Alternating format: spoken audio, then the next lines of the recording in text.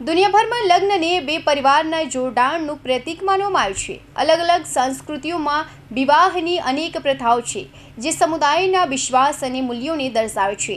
કેટલીક પ્રથાઓ બહારના લોકોને જટિલ કે વિચિત્ર લાગે છે, પરંતુ ભારતના પાડોશી દેશની મંડી જાતિની એક એવી જ પરંપરાએ ઇન્ટરનેટ પર સનસની મચાવેલી છે. આ સમુદાયમાં એક અનોખી પ્રથા છે જે ઘણા સવાલો ઊભા કરે છે. ભારતના પડોશી દેશ બાંગ્લાદેશની મંડી જનજાતિમાં એક એવી પ્રથા છે જેમાં પુરુષો પોતાની પુત્રીઓ સાથે લગ્ન કરે છે. આ પરંપરા સાંસ્કૃતિક વારસાને બચાવવા અને હાનિકારક પ્રથાઓ વચ્ચે સંતુલનને લઈને ચર્ચા છેડે છે.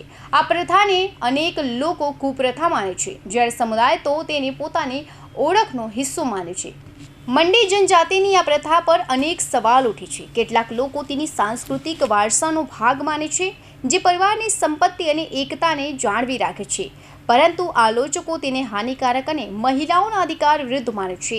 જેમ જેમ આધુનિકતા વધી રહી છે, તેમ તેમ અનેક યુવાઓ આ પ્રથાથી બચવા માટે શહેરો તરફ પલાયન કરે છે.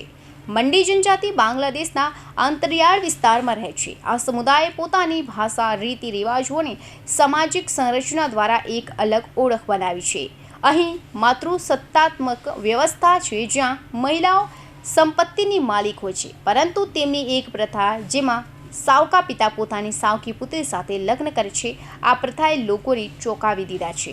આ પ્રથા બાયોલોજિકલ પિતા અને પુત્રીના લગ્ન વિશે નથી. તેમાં સામાન્ય રીતે સાવકા પિતા પોતાની સાવકી પુત્રી સાથે લગ્ન કરે છે. સમુદાયના લોકો તેને યોગ્ય ગણાવે છે અને કહે છે કે તે પુરુષ વિધવા અને તેની પુત્રી બંનેને આર્થિક અને સામાજિક સુરક્ષા આપે છે. આ પરંપરા સંપત્તિ અને શક્તિને પરિવારમાં જાળવી રાખવાની એક રીત છે. મંડી સમુદાયની એક છોકરીએ આ પ્રથા પર પોતાની વાત રજૂ કરી. તેમણે જણાવ્યું કે જ્યારે તેના અસલ પિતાનું મોત થયું તો તેની માતાએ એક અન્ય પુરુષ સાથે લગ્ન કર્યા. તે તેને પિતા કહેતી હતી, પરંતુ જ્યારે તે મોટી થઈ તો તે જ પુરુષ સાથે લગ્ન કરવા માટે તે મજબૂર કરાઈ. આ અનુભવ તેના માટે દુઃખદ હતો, કારણ કે તે તેના પતિને પોતે જાતે પસંદ કરવા માંગતી હતી. Bureau report, Hind TV news, Surat.